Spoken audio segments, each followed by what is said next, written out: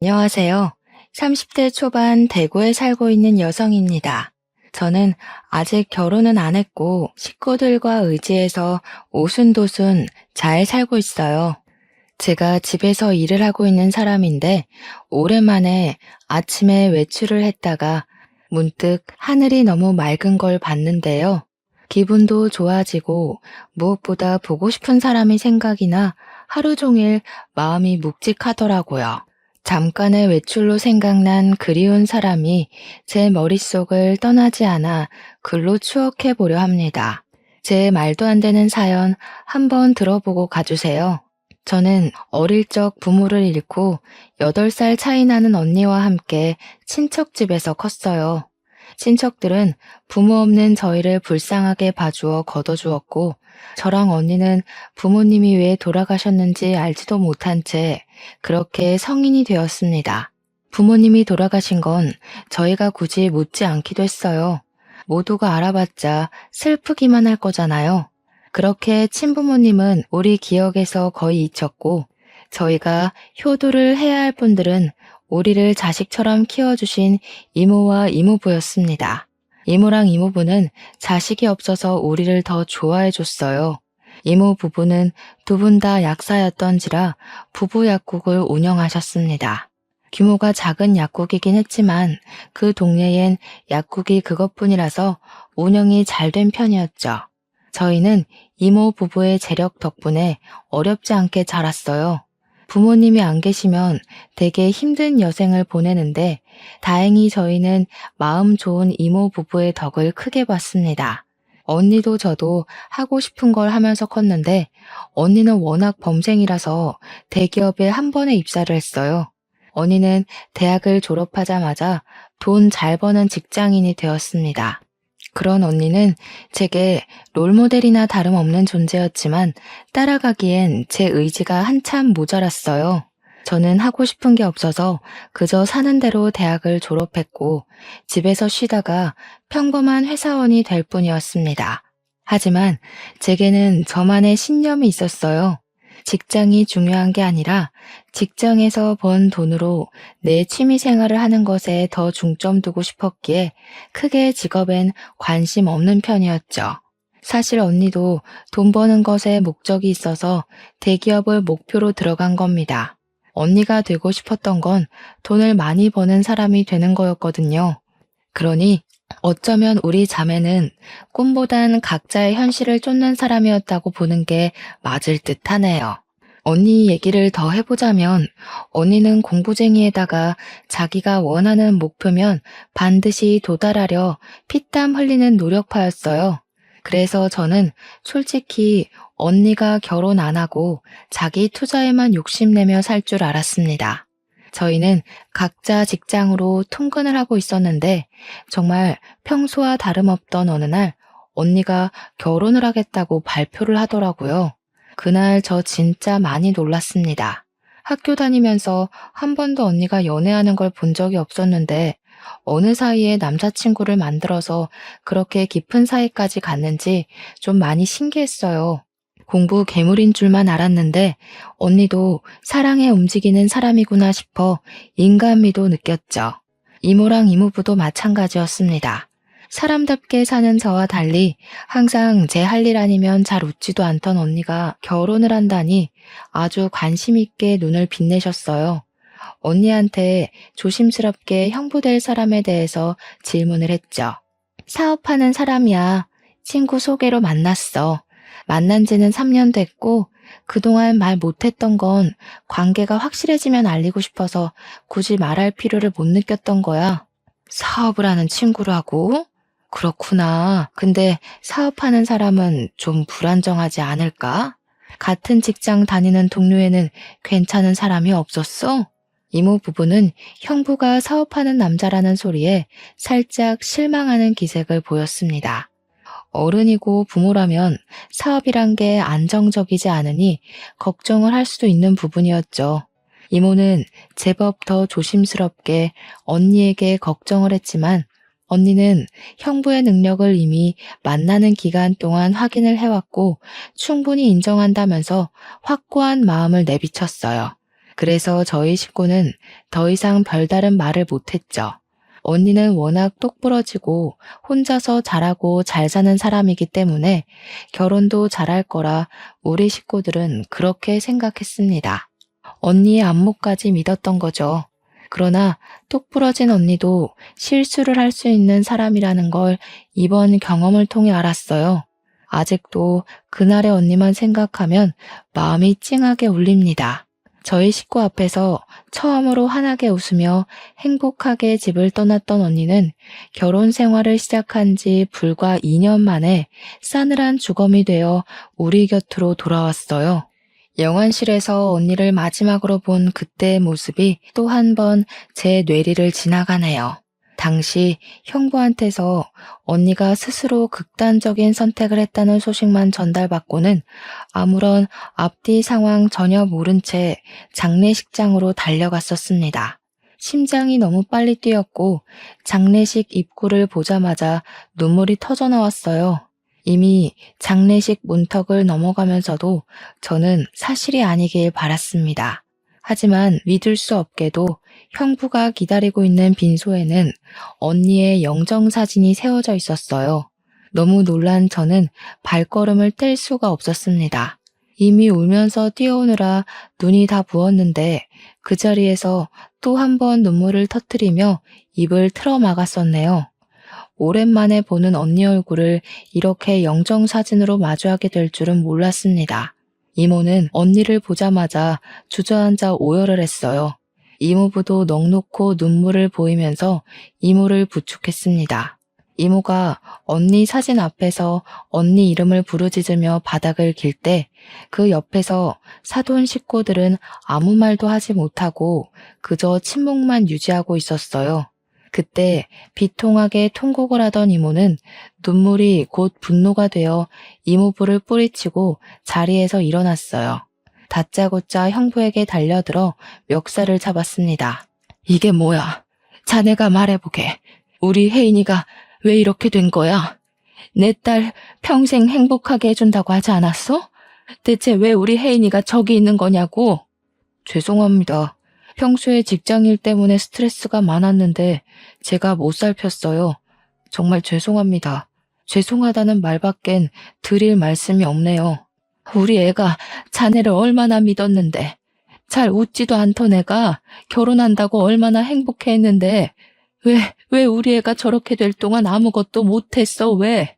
언니가 말을 안 해서 저희 식구는 전혀 모르고 있었습니다. 형부 말에 따르면 언니가 결혼 생활과 직장 생활의 병행을 잘 적응 못해서 크게 힘들어했다고 하는데 상상도 못했어요. 언니는 펜으로 허벅지를 찔러가며 밤새 수능 공부를 할 때도 대기업 합격을 위해 대학과 학원을 병행하고 인터넷 강의까지 들으며 시간을 보냈을 때도 힘든 기색 하나 없었던 사람이에요. 쉬엄쉬엄 하라는 이모 말에도 체력이 남아 돈다며 오히려 이모랑 이모부의 걱정을 안심시켜주던 언니였습니다. 그런데 직장 다니면서 결혼 생활에 적응을 못해 극단적인 선택을 했다뇨? 그럼 직장이 힘들었다는 걸까요? 결혼 생활이 힘들었다는 걸까요? 강철 언니를 무너뜨리려면 어떤 영역이 얼마나 힘든 강도였다는 걸까요? 언니는 형부와 지내는 동안 시름시름 앓으며 간간히 안색이 안 좋은 게 보였는데 형부가 물어도 괜찮다고만 해서 형부도 그러려니 넘겼다고 했어요. 그러다 언니가 극단적 선택을 한 당일 주말 아침에 형부가 한 번 더 언니 안색을 걱정했고 병원 가자고 권유도 했다고 했습니다. 그때 언니는 그냥 아침 공기 좀 쐬고 오겠다고 집을 나갔을 뿐이고 그 이후 저녁까지 들어오지 않았다네요. 형부가 걱정이 돼서 뒤늦게 연락을 했지만 언니 폰이 집에 있다는 것도 그때쯤에 알았다고 했어요. 그래서 경찰에 신고를 했던 거고 언니가 주검이 되어 돌아왔다고 했습니다. 언니에게 그런 고충이 있는 줄도 모르고 그저 언니가 괜찮다고 하면 진짜 괜찮은 줄 알고 넘겼던 지난 과거까지 후회가 되었어요. 언니를 존경하기만 했지 단 한 번도 언니에게 위로를 줘야겠다는 생각은 못 해봤습니다. 제가 언니에 대한 관심이 부족해서 점점 시들어가는 언니를 일찍 발견해주지 못한 게 너무 미안했어요. 자라면서도 외롭게 공부랑 다투며 사람과의 추억도 제대로 못 쌓았던 우리 언니. 그런데 마지막 가는 순간까지도 누구 하나 손잡아주는 사람 없이 그렇게 홀로 쓸쓸히 갔네요. 하나밖에 없는 내 사랑하는 언니가 너무 불쌍해서 그날 빈소에서 참 많이 울었습니다. 사람이 울다가 죽을 수도 있다는 걸 느꼈을 만큼 고통스럽게 울었어요. 이모는 3일 내내 빈소를 떠나지 않고 자책을 했어요. 밥도 안 먹고 언니 사진만 바라보면서 자신이 조금 더 엄마처럼 품어줬다면 이렇게까지 슬픈 선택은 안 했을 텐데 하면서 끊임없이 죽은 언니한테 용서를 빌었습니다. 발인식이 오기까지 너무 짧은 시간이었어요. 사돈 어른들도 우리에게 면목이 없다면서 언니를 못 지켜줘서 미안하다고 하더군요. 올바른 애였으니까 좋은 곳에 갔을 거예요. 혜인이가 좀 똑똑한 아이입니까?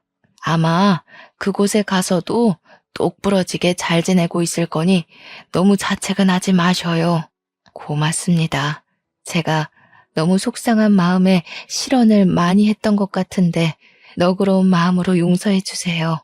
그동안 우리의 좋게 봐주셨던 은혜 잊지 않을게요. 사돈 어른은 우리에게 언니 조의금이니까 자기네들은 손대지 않겠다고 선의를 베풀어 줬습니다. 그런 사돈 어른 마음에 고마워서 이모 부부는 같이 고생했는데 그럴 수가 있냐며 조의금에서 반을 내드렸어요. 그리고 사돈 댁과는 그렇게 연이 끊어질 줄 알았어요. 기회가 되면 웃는 얼굴로 다시 만나 밥 한 끼 정도 하자고만 하고 서로의 건강을 기원하며 작별 인사를 했습니다.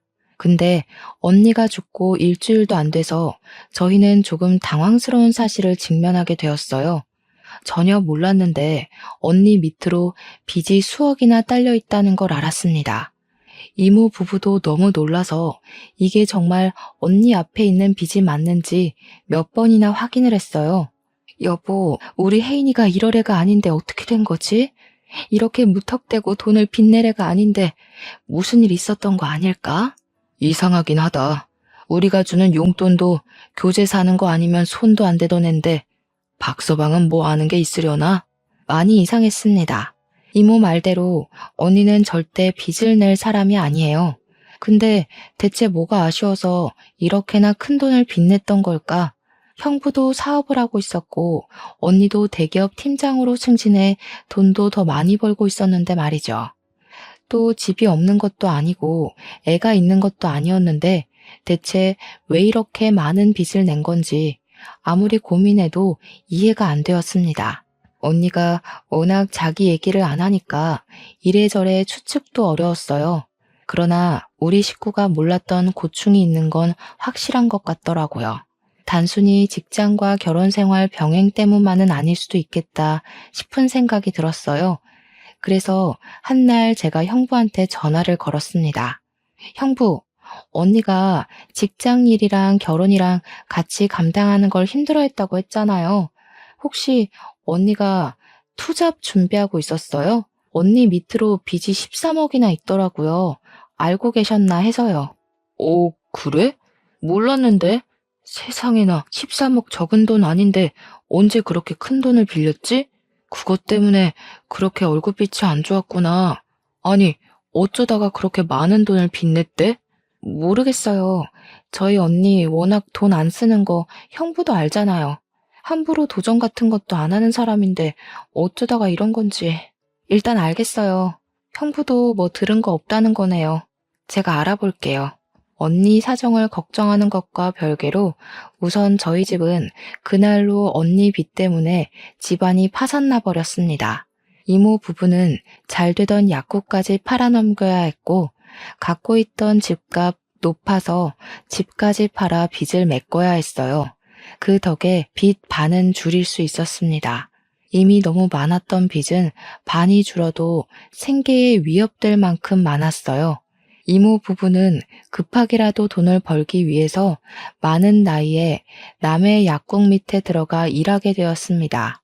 두 분 같이 하는 모습이 보기 좋았는데 돈 때문에 결국 뿔뿔이 흩어지게 된 거지요. 저 또한 어려워진 형편을 지켜만 볼 수는 없어서 퇴근하고 아르바이트를 뛰었어요. 이모 부부도 집에서 따로 부업을 하면서 저희 식구는 언니 빚을 해결하느라 24시간 부족한 삶을 살아야 했습니다. 그렇다고 한 번도 죽은 언니를 원망했던 적은 없어요. 걱정이 되었던 건 여전하고 언니가 보고 싶은 것도 마찬가지였습니다. 바쁘게 사는 게 너무 버거웠지만 한편으론 언니의 대단함을 또 한 번 느끼기도 했어요. 저희 언니야말로 늘 24시간 부족하게 살아온 사람이었거든요. 그 덕에 언니의 모든 시간은 전부 언니의 커리어가 되었고요. 한 번씩 제가 별것 아닌 일로 힘들 때마다 언니가 제게 위로의 말 대신 줬던 사탕이 있었는데 언니는 저를 나이가 먹어도 어린 동생이라고 생각하는 것 같았어요. 그게 다 늙어서는 그게 한 번씩 꼰대처럼 보여서 내가 앤 줄 아냐고 언니한테 틱틱거리기도 했는데 언니가 죽고 나니까 저는 나무였고 언니는 제게 숲이 되어준 든든한 존재였다는 걸 알겠더군요. 언니가 그렇게 떠나고 난 후 언니가 보고 싶어서 못 견딜 것 같아 언니 물건은 일체 건드리질 않았었는데요. 작은 집으로 이사를 오면서 포장해왔던 언니 물건이 제 방에 있었거든요. 차마 박스를 다시 열어보진 못하고 있었는데 그날은 한번 생각난 김에 열어봤어요. 언니가 제게 하나씩 줬던 사탕도 함에 들어있더군요. 그렇게 언니가 남겨두고 간 유품을 묵묵히 살펴보던 중 갑자기 생각난 게 있었어요. 언니 유품이 우리 집에만 있는 게 아니라 신혼집에도 있다는 것이 떠올랐습니다. 혹시 정리라도 해버렸을까봐 급히 형부한테 연락을 넣었는데 형부가 전화를 안 받더라고요. 그래서 그냥 바로 집을 찾아갔어요. 다행히 형부는 이사를 안 간 것 같았습니다. 제가 아파트로 들어가기 전 형부를 봤거든요. 형부는 벤치 흡연구역에 앉아서 흡연 중이었습니다. 근무 시간인 줄 알았는데 그날은 쉬는 날이었는지 대낮에 형부가 운동복 바람으로 앉아 있더라고요. 근데 왜 제 전화를 안 받았는지는 모르겠네요. 일단 저는 다가가서 형부를 부르려고 했어요. 가까이 가니까 형부가 누구랑 통화를 하고 있길래 걸음소리를 줄였습니다. 이번에는 실패 안 해. 그렇게 불안하면 엄마가 또 여자 하나 소개해 주던가. 이번이 마지막이니까 한 5, 6억만 있으면 될 것 같은데. 엄마가 한번 찾아볼게. 요즘 사별하고 재혼하는 사람도 많더라. 순진한 애들로 알아봐 주긴 할 건데 그렇다고 마음 가볍게 먹지 마. 남의 등 처먹는 게 어디 쉬운 일인 줄 아니? 지금 봐라. 괜히 애가 죽어버려선 우리 다 좌불안석이었잖아. 내가 진짜 그땐 숨 막혀 죽는 줄 알았다. 다음 여자는 안 죽게 할게. 한 번 당했으니까 두 번 실수는 안 하지. 근데 좀 많이 멍청한 애로 부탁해. 여자가 똑똑하니까 너무 피곤하더라. 알았어. 근데 엄마가 시킨 건 했어? 혜인이 신분증이랑 도장 불태우라고 했잖아. 갖고 있으면 발목 잡혀. 마땅한 장소 못 찾겠으면 엄마한테 말해라. 어디 절에 가서 태워버리게. 듣고 저는 꼼짝도 못했습니다. 대체 이게 무슨 소리일까 생각 많이 했어요. 하지만 도통 제 상식으론 당장 결론 내릴 수 있을 만한 발언들이 아니었습니다. 저는 결국 형부에게 달려들려다 말고 급히 숨어버렸어요. 그렇게 통화는 그냥 그대로 끝이 났는데 제가 나무 뒤에 숨는 바람에 형부가 혼잣말로 중얼거리는 것까지 듣고 말았는데요. 아, 겁나 똑똑한 년. 나 난감하게 만들려고 머리 많이 썼네. 아니지, 멍청한 건가? 지네 가족 거짓골로 할 것까진 생각 못한 거 보면. 형부는 혼자 낄낄대더니 담배를 끄고 다시 집으로 올라갔습니다. 이전에도 언니 죽음에 뭔가 의문이 있다고 생각은 했으나 알아내지 못했었어요. 그런데 형부 통화를 듣고 나서 그 부분에 대해 100% 확신이 들더군요.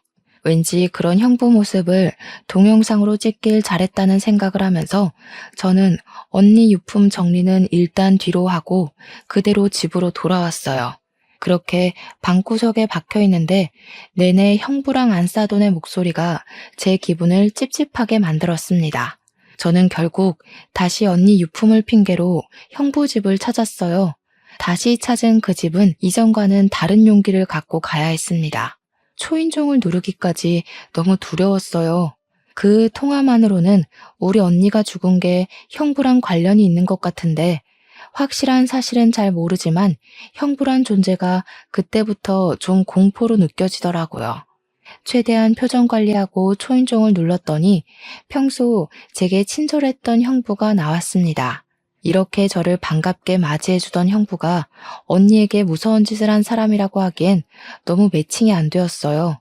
저는 형부에게 미리 언니 유품 때문에 들릴 거라고 얘기를 했었기 때문에 별다른 설명은 붙이지 않고 들어섰습니다. 형부, 요즘 식사는 잘해요? 그래도 와이프가 그렇게 됐는데 입맛 없을 거잖아요. 저희 집도 아직 언니 생각 때문에 계속 마음이 안 좋거든요. 그렇지, 아무래도. 내가 처제 언니 많이 좋아했던 거 알잖아. 아참, 나 일 있다. 밥 한 끼 같이 하면 좋은데 미안해. 챙길 거 잘 챙겨가고 다음에 또 보자. 형부는 뭐 책 잡힐 것 같기라도 했는지 갑자기 일이 있다는 핑계를 댔습니다. 그리곤 도망치듯 집을 나가버렸죠. 그 행동이 수상해 붙잡고 싶었던 걸 겨우 참았어요. 오히려 그때는 형부가 곁에 없는 게 나았으니까요. 저는 그때부터 언니의 필요한 물건만 빼내면서 은근히 집을 뒤졌습니다. 다행히도 형부가 언니 물건에는 아직 손을 안 댄 것 같았어요. 아예 안방을 쓰질 않는 건지 썰렁하기도 했습니다. 이곳저곳 돌아다녔던 저는 옷장을 뒤지다가 뭐 하나를 발견했어요. 그건 언니가 늘 습관처럼 쓰던 가계부였죠. 그런데요, 제가 그걸 펼쳐봤다가 아주 당황스러운 걸 목격했지 뭡니까?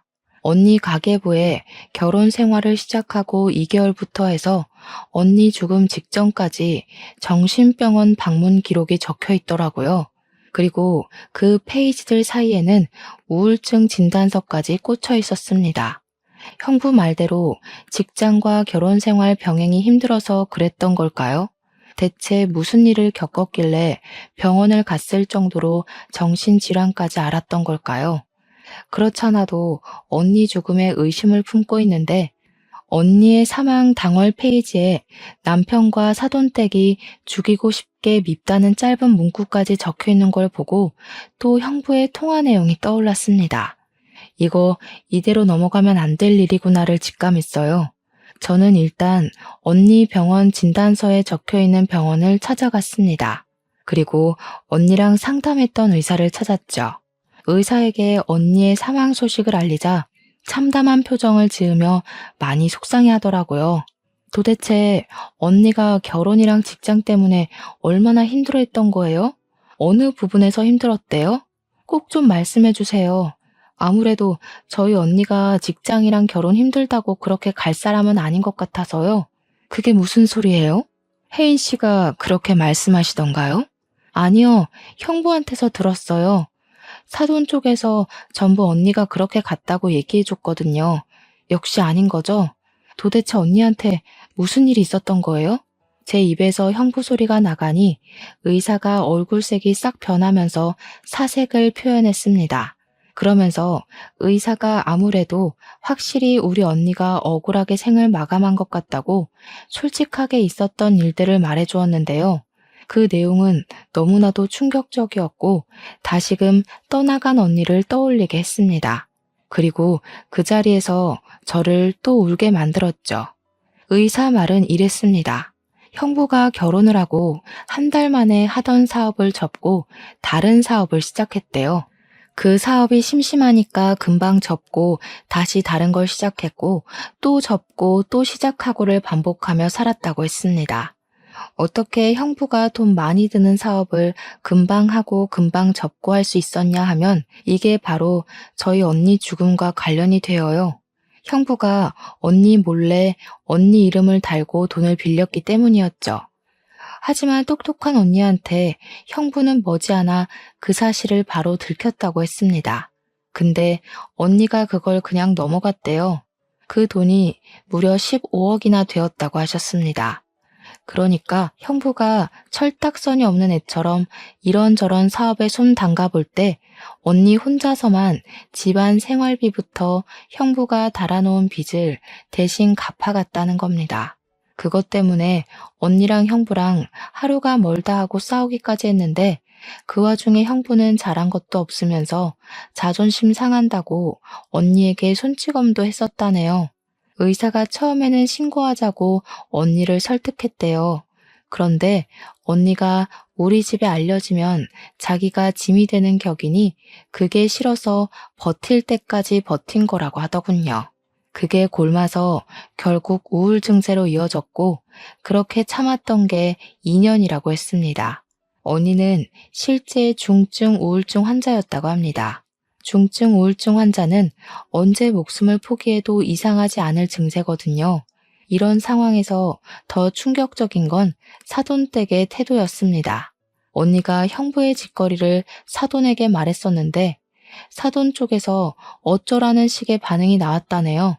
순 헛똑똑이었던 스스로를 탓하라면서 자기 인생은 자기가 잘 책임져야 되는 거라고 남 탓하지 말랬답니다. 어떻게 우울증이 있는 사람을 그렇게 질책하고 함부로 할 수가 있단 말입니까? 의사의 말을 종합해보면 사실상 언니를 죽인 사람은 형부랑 사돈댁이라는 거 아닌가요? 언니가 우울증인 거 알았다고 하는데도 그런 사람을 방치하고 빚만 내서 죽음에 이르게 한 거잖아요. 우리 언니가 왜 죽었는지 다 알고 있었으면서 뻔뻔하게 장례식에서 눈물을 보였던 거예요. 저희 손을 잡으면서 언니가 좋은 곳에 갔을 거라고 얼굴에 철판 깔고 위로하던 사돈들 모습이 떠오르자 저는 참을 수 없이 화가 났습니다. 모든 걸 알고 주체할 수 없을 만큼 화가 난 저는 이대로 둘 수 없어 당장 법조인을 찾아갔어요. 의사 동의를 받고 녹음했던 내용을 들려주며 상담을 받았습니다. 인감도장이나 신분증을 훔친 사실을 입증할 수 있으면 사기죄와 사문서 위조죄로 고소할 수 있다고 하길래 저는 형부랑 안싸돈이 통화하던 영상을 보여줬어요. 다행히 증거 채택이 가능할 것 같다고 하더군요. 그리고 저는 이 사실을 이모 부부에게 전달했어요. 이모 부부도 저처럼 꽤나 충격 먹으면서 머리 끝까지 화를 냈고 불쌍한 우리 언니가 생각나 눈물을 보였습니다. 내가 이놈들 싹 다 죽여놓을 거야. 어떻게 사람이 그렇게까지 버러지 같을 수가 있어? 그래놓고 우리 딸 조의금까지 받아가? 우리 혜인이 어떡하니? 불쌍해서 어떡해? 내가 정말 그놈들 머리털을 싹 다 뽑아버려야지. 우리 딸 억울하게 간 만큼 똑같이 울게 만들 거야. 지옥이 뭔지 내가 보여줘야겠어. 그렇게 저희는 무작정 사돈 어른이 일하고 있다는 부부 심리 상담센터를 찾아갔어요. 직업도 참 그 사람들한테 안 어울리는 옷이 아닙니까? 우리 언니를 죽게 하고 자기 아들과 사별시켜 놓은 사람들이 부부들을 대상으로 상담을 한다는 게 웃기잖아요. 여길 찾은 고객들은 여기 상담사들이 살인자인 줄도 모를 텐데 한시라도 당장 제가 알려주고 싶었어요. 그런데 더 어이없는 건 뭔 줄 아시나요? 처음 언니가 결혼 약속만 했을 때 제가 언니 따라 사돈 만나러 가는 길에 이 센터를 와본 적이 있었거든요. 그때는 딱 봐도 운영하기 힘든 만큼 센터 사정이 어려워 보였어요. 근데 다시 찾아간 센터는 그새 좋은 곳으로 이전을 하고 리모델링까지 했더라고요. 완전 TV에 나와도 될 만큼 고급지게 바뀐 거 아니겠어요? 남의 집 초상 내놓고 자기네들은 기다렸다는 듯이 살림을 피다니 너무 안 봐도 비디오인 수준이었습니다. 사돈댁이 원래 우리 집보다 형편 안 좋았거든요. 저희는 약국하던 집안이라 부유했으나 형부네는 형부가 사업을 한다고 했는데도 저희보다 어려웠어요. 형부 집안 배경은 기본적으로 평민보다 못한 수준밖에 안 되었던 걸로 압니다. 그래서 사돈댁 센터는 인터넷에 검색도 안 될 만큼 팔이 날렸었거든요. 제가 그때 사돈 사업장이라고 알려주는 언니의 말을 듣고 잠깐 결혼을 고심해보라 슬쩍 말을 던져보기도 했는데요. 언니는 사람이 어디 돈뿐이냐고 적당히 살고 적당히 좋은 마음이면 그걸로 충분히 잘 살 수 있다길래 그때도 언니 의견에 지지만 했었죠. 지금 생각해보면 좀 더 고집해서 말려줄 걸 그랬습니다. 아니, 완전 진상을 부리면서 언니에게 매달렸을 걸 그랬어요. 어쨌든 그렇게나 쪼들렸던 사람이 갑자기 이렇게 사업을 일으킬 만한 돈이 어디 있었겠습니까? 더군다나 형부도 사업을 그 모양 그 꼴나고 있었잖아요. 사돈 어른들이 형부한테 돈을 받았을 리는 없고 당연히 돈 나올 곳은 한 곳밖에 없지 않겠어요? 바로 우리 언니겠죠. 우리 언니 목숨을 앗아간 돈으로 지네들 밥줄이나 키우고 있었다는 게 너무나 열이 받았어요. 그 사실까지 알고 그 센터를 찾아갔기 때문에 이모부는 센터의 번지르르한 입구를 보고 더 화가 났고 문 옆으로 세워진 화분을 전부 발길질에 깨트려 버렸습니다. 무작정 안으로 들어갔더니 직원이 바깥 소란을 알고 당황해서 무슨 일이냐고 저희를 막더군요. 살인미수죄 공모로 같이 조사받고 싶지 않으면 비키세요. 그리고 지금부터 그쪽들이 모시는 상사 수준이 어떤지 잘 보시고 하루빨리 이직하시는 게 좋으실 겁니다. 오늘부로 여기 문 닫을 거거든요. 저는 직원들을 뿌리치고 당장 사돈 어른들을 찾았습니다. 그마저도 제가 찾아 나서는 게 싫어서 당장 기어 나오라고 소리를 쳐버렸어요. 그러니 당연하게도 사돈 어른들이 상담하다 말고 튀어나오더라고요. 어머나 세상에, 혜인이 동생 아니니? 여기서 뭐 하는 거야? 다짜고짜 와서 민폐야? 뭐 하는 거긴요. 우리 언니 죽인 살인자 두 분한테 따지러 왔죠. 와, 너무 웃긴다. 지금 부부 상담해 주시는 거예요? 자격 있어요? 우리 언니랑 형부 사별시킨 사람들 아니세요? 아, 이분들도 다 사별시키려고요? 여기 부부 화합이 아니라 부부 사별이 목적인 곳인가 보죠? 뭐야? 갑자기 찾아와서 밑도 끝도 없이 무슨 행패야? 경찰에 신고하기 전에 당장 나가. 감히 누구를 모욕하려고? 안사도는 얼굴이 시뻘개져서 제게 목청을 높였어요. 직원한테 당장 경찰에 신고하라고 지시하면서도 돈 주는 고객들을 지키고 싶었는지 상담실에 들어가 계시라고 억지 웃음을 짓더군요. 거기다 대고 제가 말해줬죠. 이 사람들의 진실을요. 다들 한시라도 빨리 도망치시는 게 좋을 거예요. 여기 이 상담사들이 얼마나 사람 심리로 장난을 쳤는지 저희 언니가 그거 못 견디고 불쌍하게 죽었거든요. 심리 상담사라서 심리적으로 사람 피말리는 짓 굉장히 잘하는 사람들이에요. 여기서 상담받았다간 부부끼리 서로 죽이네 마네 하시게 될 거니까 얼른 다른 데 알아보세요. 그러자 제 입을 다물게 만들고 싶었던 안사돈이 앞일 생각 못하고 제 뺨을 갈기면서 분위기가 더 심하게 산만해졌습니다. 지켜보고 있던 부부 고객들은 안사돈의 돌발 행동 때문에 이미 상담사로서의 신뢰를 잃고 말았어요. 그 와중에 안사돈은 아예 이미지를 놓아버리기로 마음 먹은 건지 제게 막말을 내뱉기 시작했는데요. 뭐? 살인자? 근거 있니?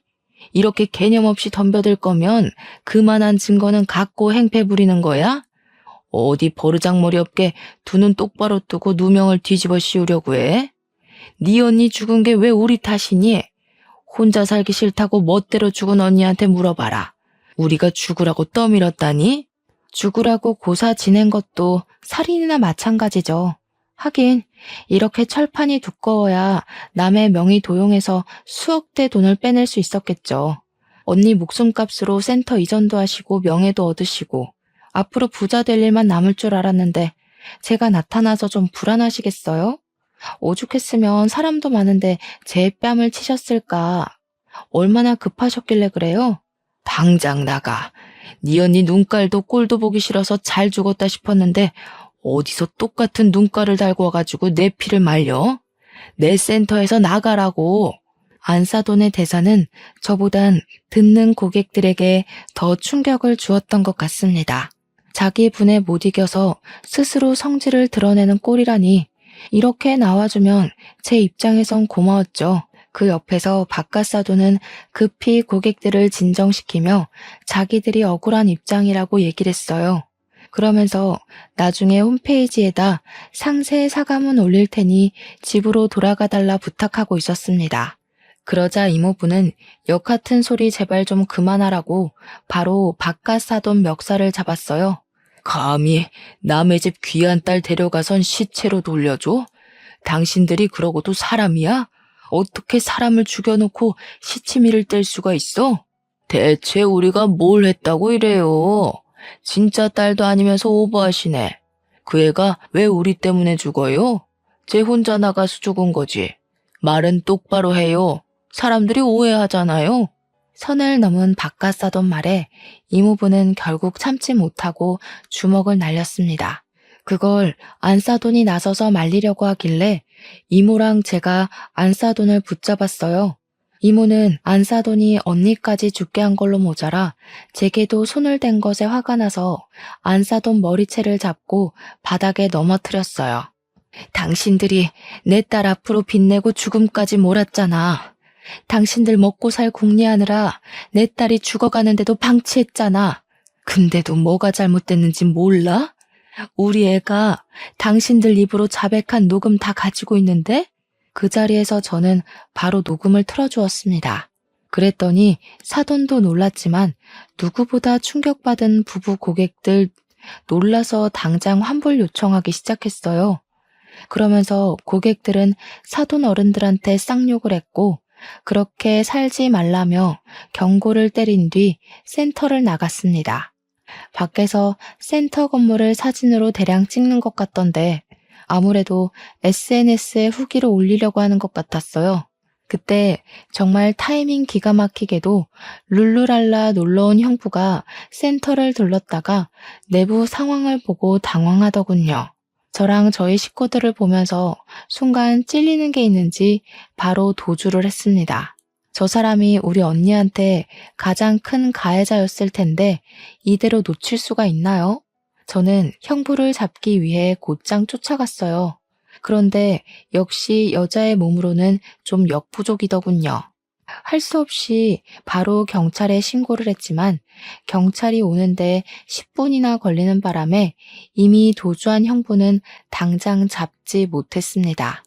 하지만 저는 형부와 사돈 가족들을 전부 사기죄로 고소 진행부터 했어요. 신고 접수가 되자마자 당연히 수사가 진행되었고 다행히도 언니가 쓰던 가계부, 언니 명의의 통장, 그리고 그들이 태웠다고 발언했던 언니의 도장과 신분증이 전부 증거물과 증언이 되어서 경찰에게 제출되었어요. 언니 신혼집 침대 밑에서 언니 휴대폰도 발견됐다고 하더라고요. 거기에는 언니랑 사돈댁과 형부랑 통화하면서 다퉜던 내용이랑 빚 가지고 신랑이 벌이는 정황들까지 전부 녹취록으로 남아 있었습니다. 녹취록에 담긴 언니 목소리와 강압적인 형부의 목소리는 아직도 잊히지 않을 만큼 정말 속이 상했어요. 형부는 언니 몰래 명의를 도용했다가 언니에게 들키고 나서는 사죄하긴커녕 더 과감하게 나왔더라고요. 언니가 자신보다 체격이 작은 걸 이용해 대출을 강요했고 협박까지 했다는 걸 그 녹취록을 통해 알 수 있었습니다. 그래서 형부에게 강요죄와 협박죄, 사기죄를 전부 물어 고소를 진행할 수 있었어요. 더불어서 우리 언니가 거절하지 못하도록 시댁에서 단체로 매출을 강요했다는 사실까지 밝혀졌는데 그 대출받은 재산을 전부 시댁을 위해 사용했다는 점에서 특수 협박죄로 형사처분도 가능했습니다. 형부는 결국 징역 5년의 처벌을 받게 되었죠. 직접적인 가해자는 형부였다고 하더라도 사돈 가족들에게는 죄가 없겠습니까? 우리 언니가 자살을 선택하도록 몰아간 죄를 반드시 묻고 싶었어요. 그래서 사기 공범죄로 형사 및 민사소송까지 진행했으나 언니가 시댁에 의해 대출 강요를 받았다는 직접적인 증거는 부족했습니다. 그래서 징역까지 안 되고 그저 200만 원의 벌금형으로 끝나고 말았죠. 하지만 저는 형부 하나만 골로 보낸 걸로 만족하지 못했어요. 우리나라 법이 그렇다는데 제가 법으로 뭘 더 할 수 있었겠습니까? 해서 저는 지역 카페와 맘카페에 이 사실을 전부 공표해 줬습니다. 우리 친언니를 죽음으로 몰아간 사돈이 현재 땡땡시에서 부부 상담센터를 운영하고 있다는 내용으로 우리 집 사정을 구구절절 상세히 기재했고 그걸 인터넷에 뿌려버렸어요. 물론 명예훼손을 받을 수 있겠지만 범죄자 가족 주제에 남의 부부관계를 상담해준다는 게 말이 안 되지 않습니까? 이 소식을 전해 들은 카페 회원들은 다 같이 분노를 해주었습니다. 역시 엄마들의 힘은 대단한 건지 사돈댁 일이 소문나는 건 정말 삽시간이었어요. 그렇게 지역신문에도 제보가 되면서 그 부부 상담센터는 또다시 본래 모습처럼 파리만 날리게 되었고 적자가 나서 2달 만에 폐업을 하게 되었습니다. 맘카페 회원들은 다 같이 그 부부 상담센터에 찾아가 따지려 했으나 이미 폐업을 해버려서 더 이상 죄를 묻지 못했어요. 사돈댁은 일이 제법 커지고 더 이상 사회가 손가락질하는 그 압박을 견디기 힘들었는지 저희 식구에게 사과를 하고 싶어 했나 봅니다. 제 전화번호는 또 어떻게 알아낸 건지 모르는 번호로 전화가 왔더라고요. 저는 그게 사돈댁인 줄도 모르고 받았더니 그 카랑카랑한 목소리로 제 뺨을 치던 아줌마라서 그냥 끊어버리려고 했거든요. 아니 아가씨, 잠깐만 내 말 좀 들어봐요. 우리가 꼭 아가씨랑 사돈댁한테 이 말을 해야 될 것 같아서 애타게 찾았어요. 미안해요. 혜인이 일은 우리가 평생 사죄하면서 살게요. 그러니까 제발 우리 좀 용서해줘요. 요즘 이상한 방송국까지 찾아와서 집 밖도 못 나가고 있어요. 이제 와서 존댓말 쓰는 것도 웃기네요. 겨우 그 정도로 못 살겠어요? 우리 언니는 그쪽들한테 시달리면서 2년이나 숨막혀 하다가 떠났어요. 뭐 얼마나 지났다고 벌써 죽겠다 소리를 해요? 당신들 벌 받는 거 이제 시작일 뿐이고 우리 언니가 용서했다고 내 꿈에 나타날 때까지 평생 언니보다 더한 고통 받으셔야 될 겁니다. 저는 그래도 전화를 끊어버렸고 수신 차단을 했어요. 우리 언니 죽음은 이런 불장난 같은 가벼운 사과로 넘어갈 문제가 아닌데 어쩜 저들은 사과하는 방법조차 모르는 걸까요? 이게 사과로 될 문제라고 생각하는 수준조차 정말 답이 안 나오는 어른이지 않나 싶었습니다. 저는 이렇게 파렴치한 인간들이 벌을 받게 만들긴 했지만 언니를 잃은 상실감은 여전히 채워지지 않더군요. 제가 언니에게 조금 더 관심을 가지고 살았다면 이런 일이 안 벌어졌을까 싶으면서 뒤늦은 후회만 오더라고요. 우울증에 정신과 약까지 복용했는데 동생인 제가 몰라준 게 얼마나 한심합니까? 이렇게 한 달이 건넌 가족관계에도 발등 찍힌 것이 너무 억울하고 서러운데 우리 언니는 제가 아팠던 것보다 더 아팠겠죠. 모든 것이 다 정리가 된 그날 가장 큰 공허를 느꼈네요. 끝장을 봐서 다행이다 싶으면서도 이대로 그들에게 준 벌이 끝나버린 것이 싫기도 하는 이중적인 마음도 들었고요. 그냥 문득 언니가 보고 싶어서 이랬다 저랬다 하는 것 같습니다. 하늘에서 언니가 저를 꼭 지켜보고 있었길 바래요. 언니 보고 싶은 마음 하나가 제게 이렇게 큰 용기가 되었다고 제 마음의 소리를 들었기를 꼭꼭 바랍니다. 그래도 세월이 약이라는 말이 거짓은 아닌가 보더라고요. 언니가 세상을 뜨고 9개월이 지난 현재 주말마다 이모랑 이모부랑 등산에 취미가 생겨서 다니고 있어요. 등산할 때 체력적으로 힘이 드니까 딴 생각을 안 해서 좋더라고요. 특히 산 정상에 올라가면 마치 제가 힘들었던 순간순간들이 결국 다 수억만 가지의 경험 중 하나일 뿐이라는 생각이 들어요. 그만큼 언니가 보고 싶은 그리움과 슬픔보다는 언니와 좋았던 추억이 제 마음에 더 크게 자리 잡는다는 거죠. 저도 언젠가는 언니가 있는 곳으로 갈 운명이잖아요. 나중에 저희 식구들도 전부 언니 곁으로 갈 거고, 우린 또 만나게 될 텐데, 뭘 그렇게 그리워했을까 싶더라고요. 그래서 산 정상만 올라가면 항상 갈피를 못 잡던 제 마음이 좀 진정이 되어서 좋습니다. 그건 이모랑 이모부도 마찬가지라고 하네요. 여러분들은 꼭 결혼한 형제자매가 있다면 옆에서 끊임없는 대화를 해줌으로써 우리 언니 같은 불상사가 일어나지 않도록 잘 대처했으면 해요. 속상하게도 가족의 소중함은 이들이 떠나야만 더 크게 느껴지지만 우리가 끊임없이 되새긴다면 충분히 후회되지 않게 표현할 수 있다고 생각합니다. 지금까지 제 사연 관심 있게 들어주셔서 감사합니다. 늘 행복하세요.